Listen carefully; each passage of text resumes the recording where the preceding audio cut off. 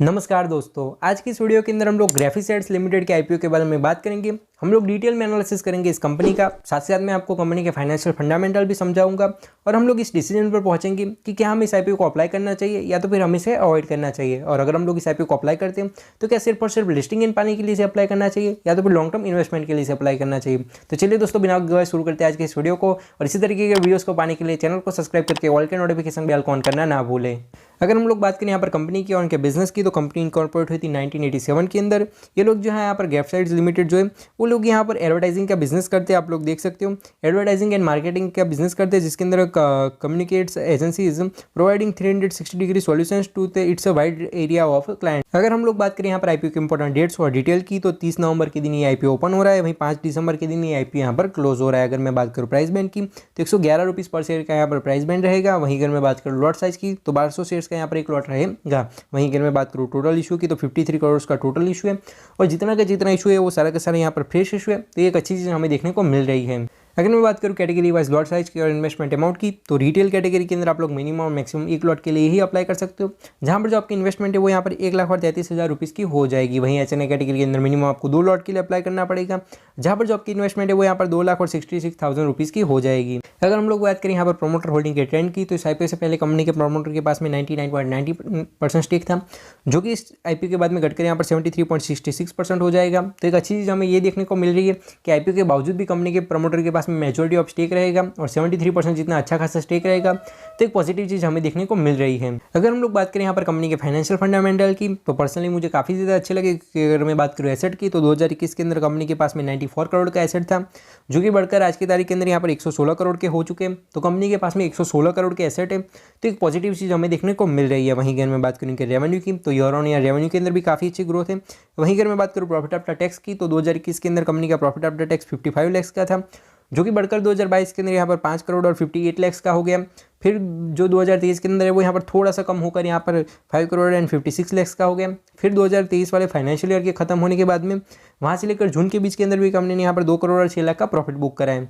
तो कंपनी की जो प्रॉफिट ग्रोथ है वो पिछले 2 सालों 3 सालों के अंदर अच्छी रही है, लेकिन अभी जो प्रॉफिट की ग्रोथ है वो ऑलमोस्ट थोड़ी सी यहाँ पर स्लो डाउन हो चुका है। उसके अंदर आप लोग यहाँ पर नोटिस कर सकते हो कि भाई 2022 से यहाँ पर 2023 के अंदर हमें कुछ खास ग्रोथ देखने को नहीं मिल रही है, लेकिन जो कंपनी की प्रॉफिटेबिलिटी है वो काफ़ी ज़्यादा अच्छी है। तो एक अच्छी चीज़ हमें देखने को मिल रही है। वहीं अगर मैं बात करूँ इनके नेटवर्थ रिजर्व्स एंड सरप्लस की, तो इन दोनों के अंदर ही हमें काफ़ी ज़्यादा अच्छी ग्रोथ देखने को मिल रही है।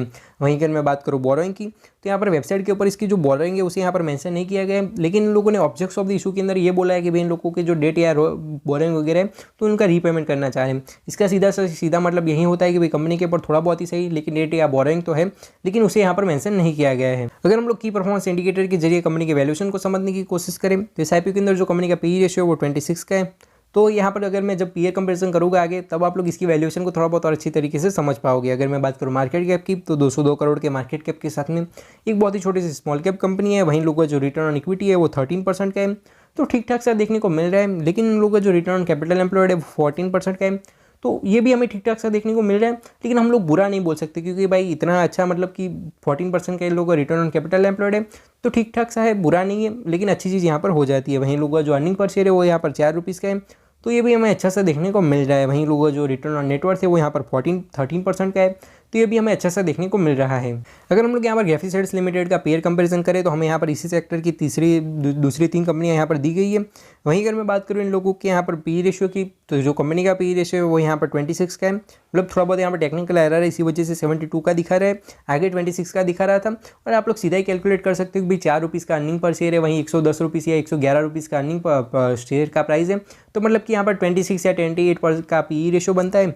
वहीं जो दूसरी कंपनियां हैं उनका कंपैरेटिवली जो पी रेशियो वो हमें ज़्यादा देखने को मिल रहा है, मतलब कि कंपनी की जो वैल्यूएशन है वो हमें फेयर देखने को मिल रही है। वहीं लोगों का जो रिटर्न ऑन नेटवर्थ है वो यहाँ पर 13% का है, तो दूसरी कंपनियों के कंपैरेटिवली हमें ये भी अच्छा सा देखने को मिल रहा है। दोस्तों, अगर हम लोग बात करें ऑब्जेक्ट्स ऑफ द इशू की, तो सबसे पहले इन लोगों ने यहाँ पर यही मेंशन किया गया कि रीपेमेंट ऑफ सर्टेन बोरोइंग्स, तो मतलब कि इन लोगों ने जो डेट या बोरोइंग वगैरह ले रखी है तो उसका रीपेमेंट करना चाह रहे हैं, लेकिन आगे हमें यहाँ पर बोरोइंग को मेंशन नहीं किया गया है था, तो हमारे लिए यही कन्फ्यूजन वाला पॉइंट यहाँ पर हो जाता है कि भाई कंपनी के ऊपर कितनी बोरोइंग है, कितनी ये लोग यहाँ पर इस आईपीओ के बाद में कम करेंगे, तो सारी कन्फ्यूजन वाली चीज़ें यहाँ पर है।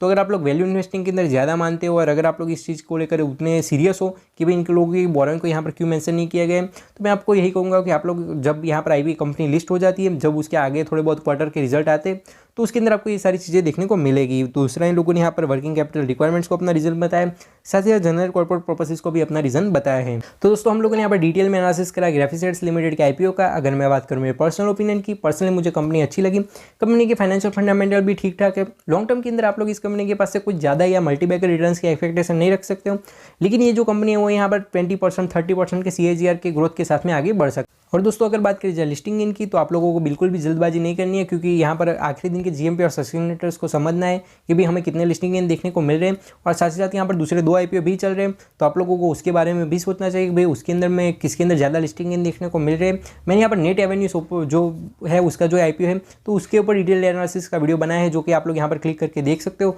तो मैं मिलता हूँ आपको सीधे ही उस वाले वीडियो के अंदर।